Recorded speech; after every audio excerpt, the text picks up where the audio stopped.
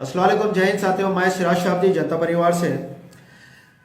यहाँ पर जो गुलबर्गा में जो यहाँ पे गुलबर्गा की जो सियासत चल रही, चाहे वो बीजेपी रहे जब या फिर अब कांग्रेस है, इनकी जो सियासत चल रही ये एक डिक्टेटरशिप सियासत चल रही, जहाँ पर जब कोई एक्टिविस्ट या कोई एक इंसाफ परस्त इंसान जब एक ऑर्गेनाइजेशन जब एक गरीब और मजलूम को हक दिलाने के लिए जब लड़ते हैं तो वो लोगों के ऊपर फैब्रिकेटेड केसेस को बुक किया जाता है, डिपार्टमेंट की तरफ से एफआईआर किया जाता है, उनको परेशान करते हैं, उनके कारोबार पे रेड डालने लगा रहे हैं आजकल। तो ऐसे बहुत सी चीज़ें हो रही हैं जो हम लोग पर्सनली हम लोग भी ये चीज़ को फेस किए सो है हम लोग।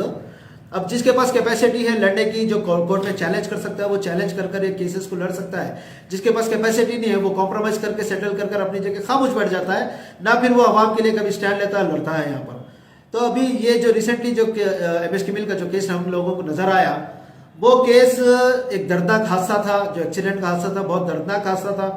मैं मुबारकबाद देना चाहता हूँ वहाँ की नौजवानों को और वहाँ के जिम्मेदारों को जो इमीडिएटली रोड पे उतरकर वो मजलूम को इंसाफ दिलाने के लिए लड़े। और वो जो लड़ना था सिर्फ वो मजलूम को इंसाफ दिलाने के लिए लड़ना नहीं था, ये जो आने वाले जितने भी लोग वहाँ पर आते हैं जाते हैं वैसे लोगों को प्रोटेक्ट करने के लिए वो लोग रोड ब्लॉक किए वहाँ पे।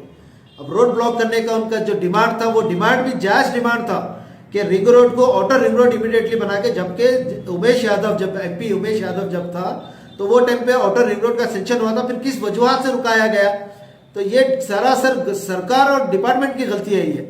और जब हेवी व्हीकल जब रोड पे उतरते हैं तो आरटीओ का काम रहता है कि हेवी व्हीकल्स के जो ड्राइवर्स हैं उनको चेक करना, एदर दे हैव ड्रंक और नॉट, ये सब चेक कर भेजना रहता।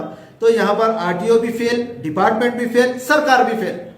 और उसका नतीजा जब आवाम रोड पे उतरती है तो उनके ऊपर एफआईआर बुक करते हैं। यहाँ पर एफआईआर बुक कर उनके ऊपर प्रेशर बिल्ड कर उनको डराने की कोशिश की जाती है यहाँ पर। मगर यहाँ के सियासतदान आप लोग भूलो मत, जितने भी गुलबर्गा में सोशल एक्टिविस्ट है या हॉनेस्ट पॉलिटिशियन है, वो लोग आपके ये खोखले डराव से डरने वाले लोग नहीं है। ये ना हम डरने वाले लोग हैं। यहाँ पर आप जितने केसेस बुक करेंगे डेफिनेटली हम उसको चैलेंज करेंगे, हम लड़ते जाएंगे।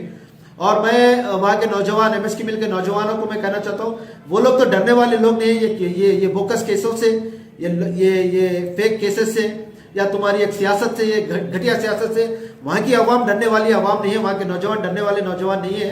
मगर आप अपनी तरफ से जो कोशिश करना है कर लो। मैं ये लिख के देता हूँ मैं कि अब यहाँ के गुलबर्गा के नौजवान उठे हुए, आप लोगों की गंदी सियासत को समझ चुके हैं और आने वाले वक्त में आप लोगों को घर पे बिठाएंगे हम लोग, याद रखिए। डेवलपमेंट के नाम पे जिस तरीके से आप कारोबारियों को परेशान कर रहे हैं, गरीबों को परेशान कर रहे हैं, डेवलपमेंट कब, ये कमीशन का बिजनेस ज्यादा चल रहा है यहाँ पर।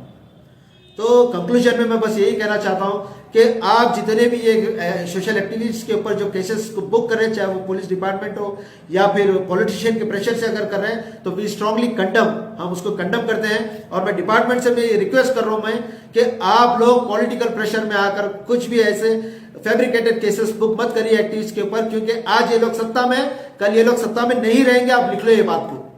अब जब ये लोग सत्ता में नहीं रहेंगे तो हम जैसे नौजवान सत्ता में रहेंगे, उसके बाद हम लोग इसके ऊपर बराबर कार्रवाई करेंगे and we will drag everyone in court. इन सबको हम कोर्ट में खींचेंगे, कोर्ट में खींचकर वहां पे फैसला करेंगे क्या आप लोग सही थे, क्या हम लोग सही थे।